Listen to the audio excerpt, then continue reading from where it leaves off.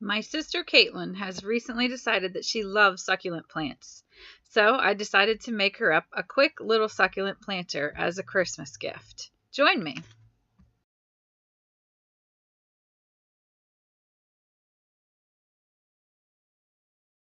Liquid Amber Girl, gardening. I'll start with some fast draining potting mix and a clay pot. I won't fill the pot quite to the top. That way I'll have room to move my plants around the way I want them, and I'll just fill in the rest of the soil a handful at a time as I need it. This first succulent is called Sedum rubrotinctum Aurora. I love its little jelly bean leaves, but they are extremely fragile. Even a gentle touch will break off a whole section of leaves, so I'll make sure to only handle the root ball while I'm planting it. This next succulent has sweet little flower buds, and I cannot wait for Caitlin to see it in bloom. The flowers are a deep pink with a lighter pink center, and they'll last for several weeks. This succulent is called Crassula Springtime. I just used a regular butter knife here to loosen the soil around the edges of the pot, and then to gently help the root ball out. I'm just adding a bit more soil around the root ball. Since I'm planting succulents, I can bring the soil level almost completely to the top of the pot.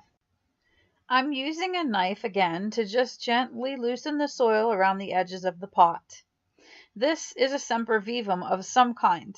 I'm not really sure of the cultivar, but this kind is really common. It's so pretty. It's a really deep green with red on the tips of each leaf. It's perfect for a little Christmas planter. This little beauty is a Kalanchoe.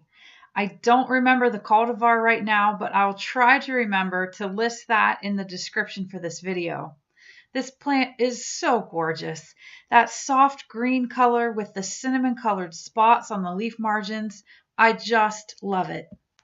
And just like all the other Kalanchoes that I've ever experienced, it's so soft to touch.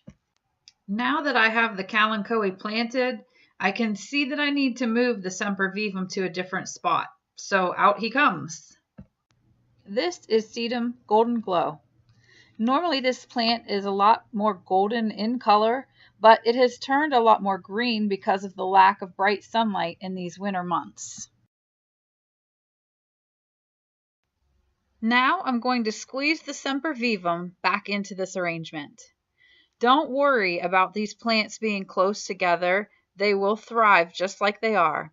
They're used to competing for water, and they aren't actively growing in these winter months anyway. In fact, this arrangement should be good for at least 6 months, maybe more. And that's really the most wonderful thing about succulents. You can take them out, clean them up, divide whatever plants need to be divided, and then you have more plants that you can share with your friends. I'm not putting any kind of top dress on this arrangement because I don't have any pebbles that I think my sister will like. I just have some kind of dull brown pebbles, and I think she's going to want something a little more blingy, like maybe some small glass beads. So instead I'm going to leave the soil with no top dress for now, and we can go and pick something out together later.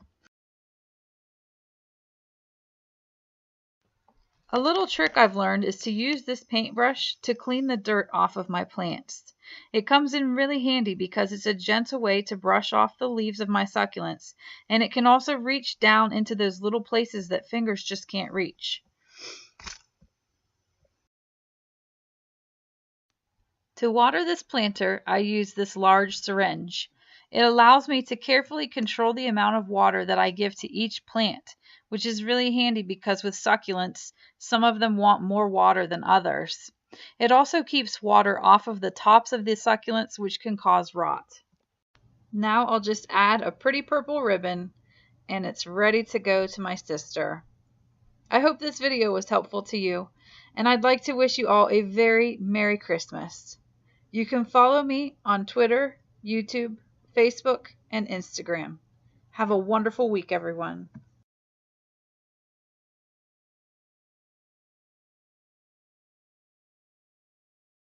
Liquid Amber Girl, gardening.